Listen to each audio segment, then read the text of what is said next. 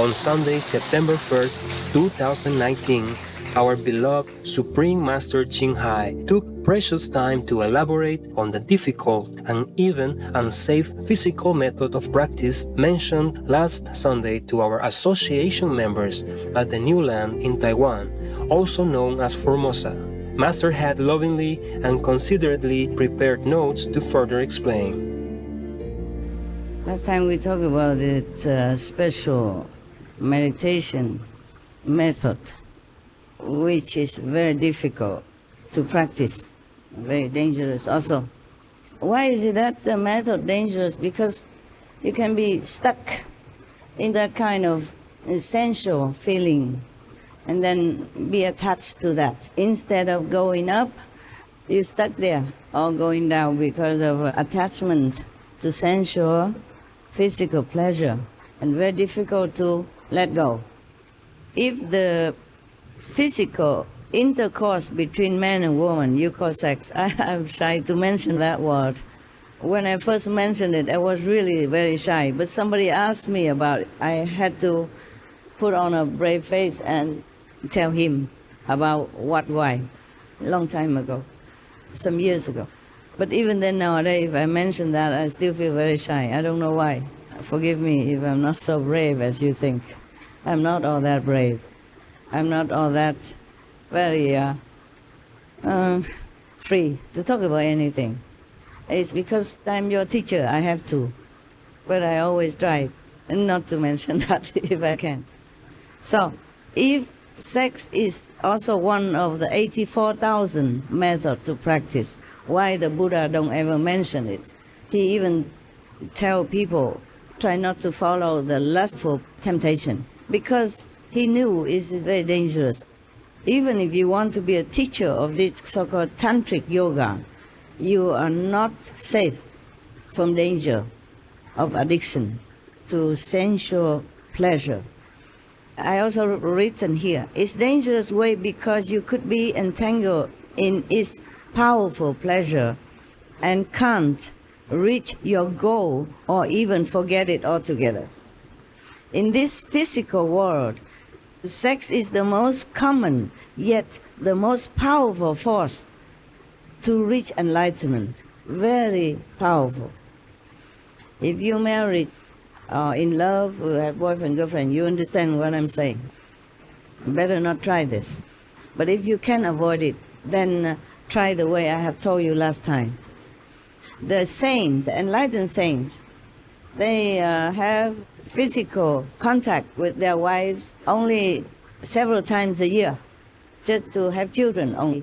And after that, if they have enough children the way they think they should, as the obligation to family, or just to have some children for the parental love for the wife or the husband, they will stop it after having enough children, even though they are still married. For Master's full explanation on this matter, be sure to tune in to Between Master and Disciples at a later time. Our caring Master also shared an important reminder while reading through her notes.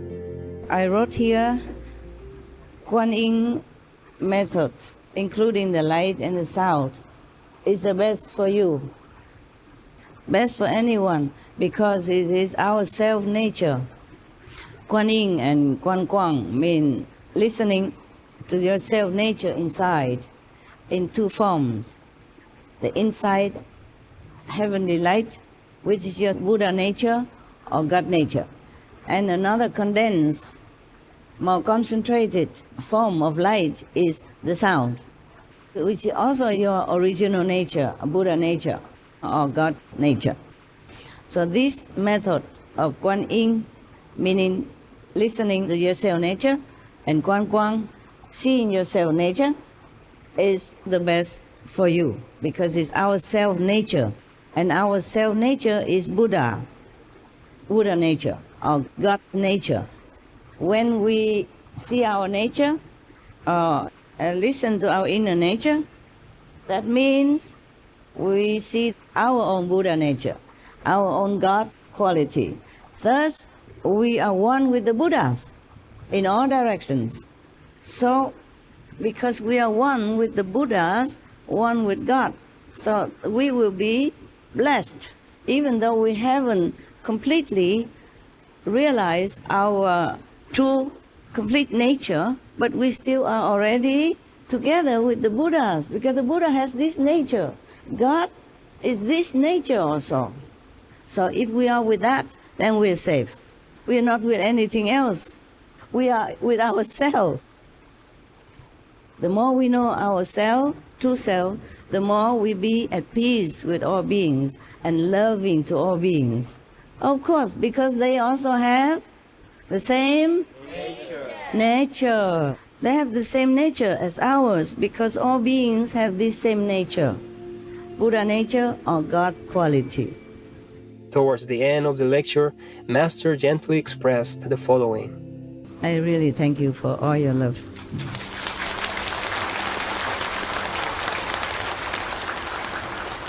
I feel it, and I love it, and I thank you. Thank you so much for your love. I know your love. And this love makes people feel comfortable. Not this kind of attached love or binding love or small love. This is a universal love, unconditional love, and it's very comfortable to feel that. At home, try also to be unconditional. Try to love each other unconditionally. That's the only love we should have, and that's the only love we should give. I know you're nothing, but to do is difficult. Try. Every time you fail, try again until you succeed. We always have to try. Try to live like a Buddha.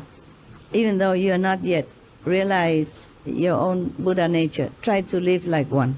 Try, at least try. To think what the Buddha would do in this situation, what Jesus Christ would do in this situation, what other master would do in my situation. Try. And then slowly, you can get it. And if you don't get it, at least you know you try. And you do not feel bad about yourself. I am trying. I'm just human. I'm trying my best.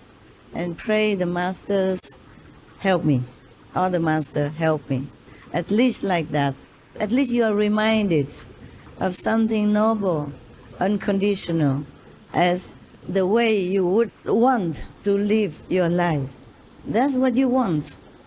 But you're born in this world is very imperfect, and it makes trouble for you. But you wanted that because it's yourself. You want it to be noble, to be perfect. Try at least. Try. It will make you feel comfortable, feel happier and more contented. Most gracious Master, please accept our ever-expanding love, prayers, and gratitude for your steadfast devotion to uplift all beings on our planet and beyond. Long live our beloved Master in superb health, peace, always surrounded by the pure of heart. For the full broadcast of this lecture by Supreme Master Ching Hai, please tune in to Between Master and Disciples at a later date.